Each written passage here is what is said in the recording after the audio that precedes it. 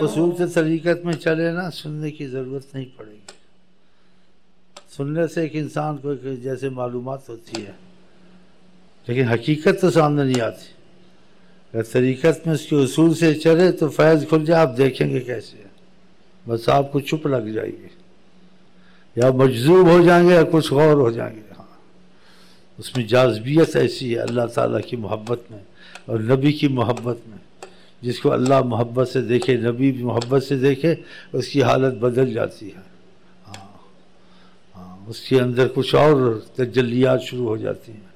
لیکن جب یہ کیفیات شروع ہوتی ہیں تجلیات شروع ہوتی ہیں انسان کے حواس ٹھکانے نہیں رہتے. اور سرور کیف وہی جانتا ہے جس کو ہوتا ہے دوسرا نہیں جانتا ہے. اس کو ہی پتہ تھا اس کو کیا ہو رہا ہے. اس کی ہر خواہش ختم ہو جاتی ہے. کوئی خواہش نہیں ہوتی. دوزخ کو بھی بھول جاتا ہے جنت کو بھی بھول جاتا ہے.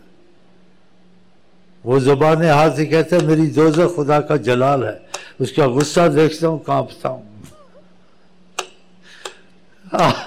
اس کا غصہ جب دیکھتا ہوں کانپتا ہوں. وہ باتیں نہیں ہوتی نا تجلیات ہوتی ہیں. اللہ کا غصہ جلال.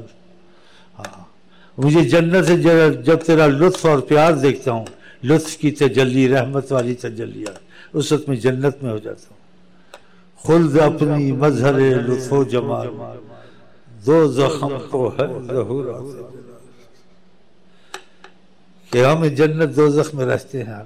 ہم کہا جنت دوزخ میں رہتے ہیں. جب خدا کے لطف کی تجلیات ہوتی ہیں فیض جاری ہوتا ہے اس وقت ہم ایسا سرور کیف ہوتا ہے جنت میں ہوتے ہیں. اور یہ جنت سے اور ہے. اللہ تعالیٰ کے معاملے عجیب ہے.